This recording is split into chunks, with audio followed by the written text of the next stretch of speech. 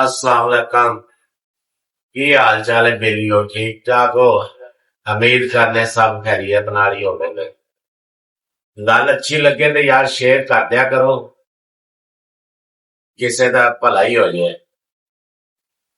इस तरह ना एक बारी संडियां दी दौड़ च एक घोड़े दा जेड़ा सी ना, उन्हां दा घोड़े नूं विच रखिया गया भी संडियां नाल घोड़े नूं भी भजाओ।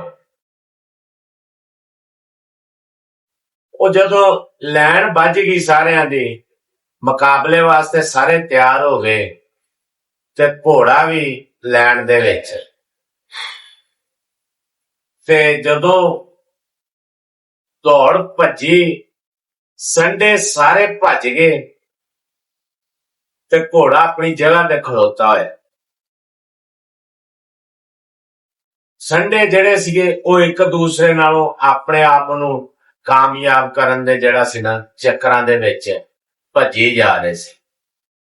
ਤੇ ਉਹ ਘੋੜੇ ਦੇ ਮਾਲਕ ਨੂੰ ਕਿਸੇ ਨੇ ਪੁੱਛਿਆ ਵੀ ਯਾਰ ਇਹ ਮੁਕਾਬਲੇ ਦੇ ਵਿੱਚ, ਮੈਚ ਦੇ ਵਿੱਚ ਘੋੜਾ ਪਾਇਆ ਤੇ ਸੀਗਾ ਤੇ ਲੇਕਿਨ ਇਹ ਭੱਜਿਆ ਕਿਉਂ ਨਹੀਂ?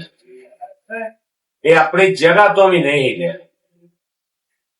ਤੇ ਉਹਦੇ ਮਾਲਕ ਨੇ ਜਵਾਬ ਦਿੱਤਾ, ਉਹਨੇ ਕਿਹਾ ਵੀ ਜਿਹੜੀ ਹੁੰਦੀ ਨਾ ਆਪਣੀ ਤਾਕਤ, ਆਪਣੇ ਆਪ ਦਾ ਮੰਨਣਾ, ਜਿਹੜਾ ਜਿੱਥੇ ਤੁਸੀਂ ਮੰਨੇ ਜਾਵੋ ਉੱਥੇ ਆਪਣਾ ਦੱਸਣਾ ਨਹੀਂ ਪੈਂਦਾ, ਉੱਥੇ ਵੈਸੇ ਹੀ ਤੁਹਾਡੀ ਪਹਿਚਾਣ ਹੋਈ ਹੁੰਦੀ।